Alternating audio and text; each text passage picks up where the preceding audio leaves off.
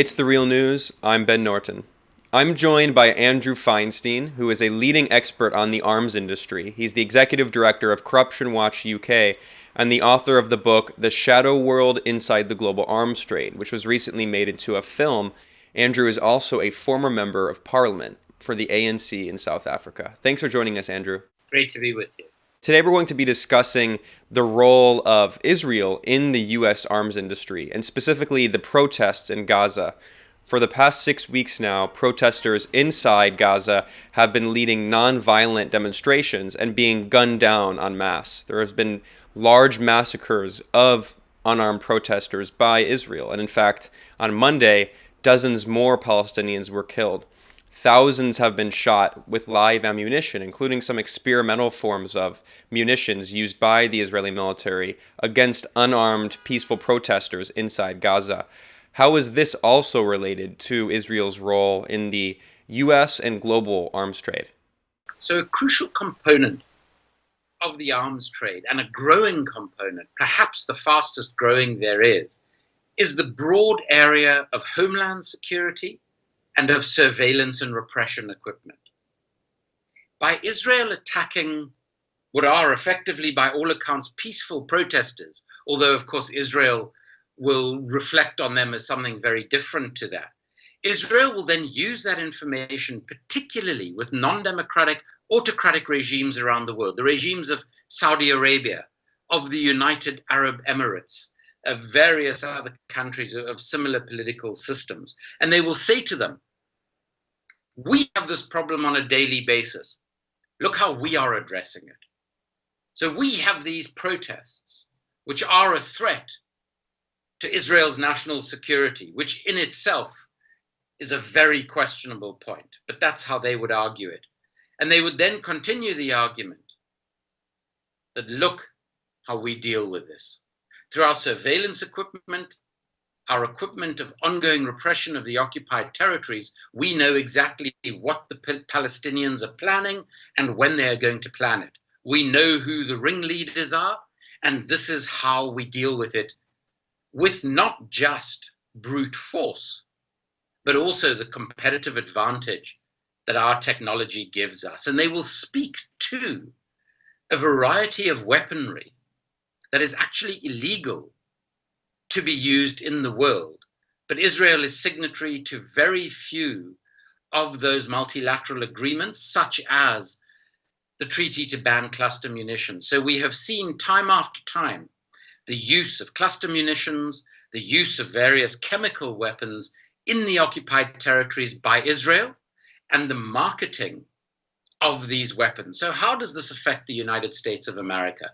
First of all, because of the relationship between the US government and the Israeli government, between US defense contractors and Israeli defense contractors, many of whom have a very big state component to their composition, it is possible to be testing what are effectively illegal forms of ammunition and weaponry in Israel's activities.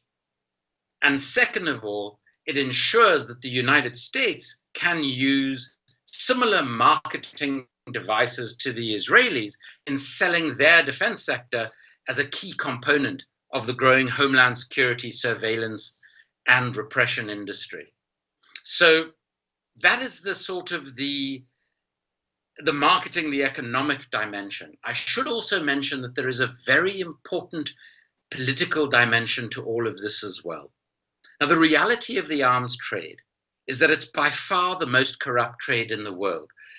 A gentleman by the name of Joe Rober at Transparency International at the time calculated that the arms trade is responsible for around 40% of all corruption in world trade. And one of the reasons for this is the very close relationships between defense contractors and governments. Governments both in their myriad state forms, but also in the form of political parties and individual politicians. And we have seen massive amounts of money flow into political campaigning across the political divides in the United States of America and in Israel.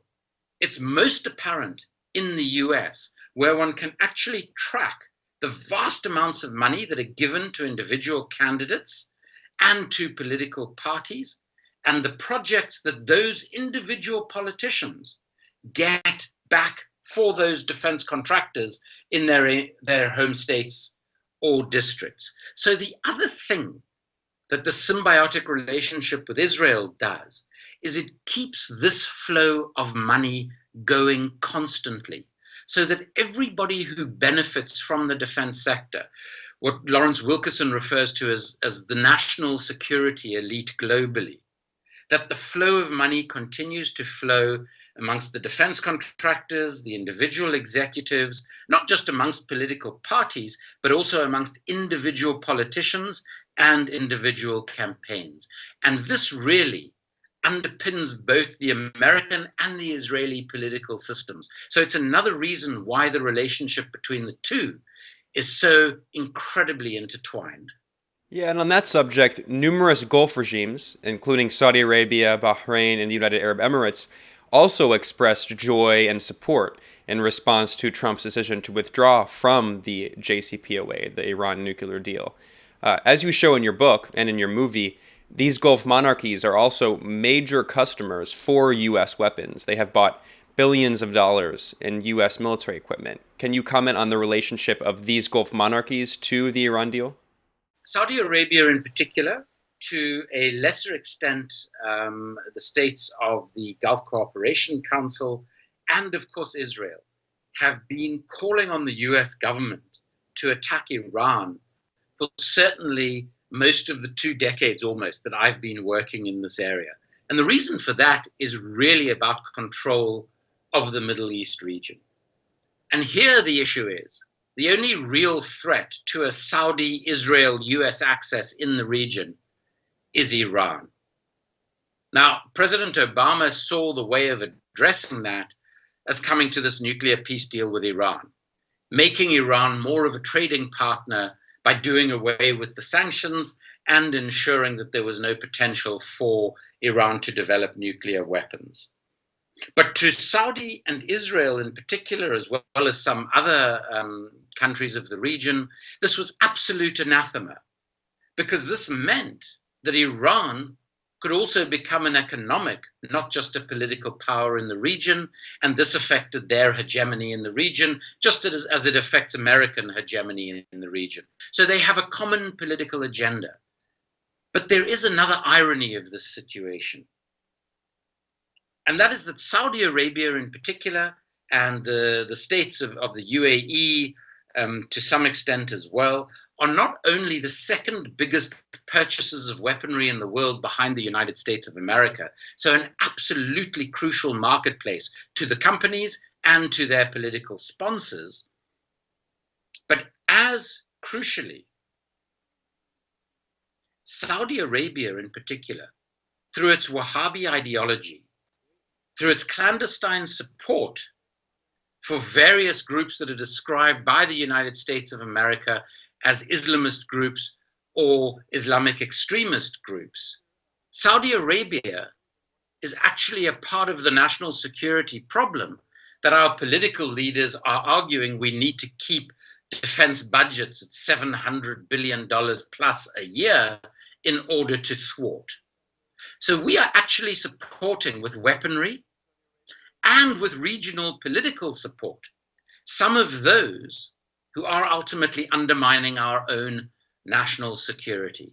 And this is the extraordinary irony of the role of the arms trade in the world at the moment and the way in which it interacts with geopolitics, is that we claim that these industries are an essential part of our national security, that they are essential to our own personal defense.